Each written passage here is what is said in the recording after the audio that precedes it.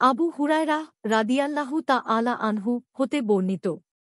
তিনি বলেন, রাসূলুল্লাহ সাল্লাল্লাহু আলাইহি ওয়াসাল্লাম বলেছেন, সব সময় মানুষ বিভিন্ন ব্যাপারে পরস্পর কথোপকথন করতে থাকে।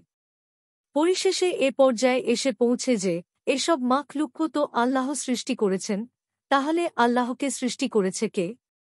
তাই যে ব্যক্তির মনে এ জাতীয় খটকা, সংশয়, সন্দেহের উদয় হয় সে যেন বলে উঠে, আমি আল্লাহর প্রতি ও আল্লাহর রসুলের প্রতি ঈমান এনেছি।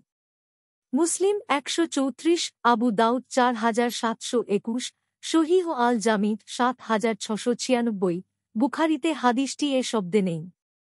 মিশকাতুল মাসাবিহ ৬০। হাদিসটির মান সহিহ।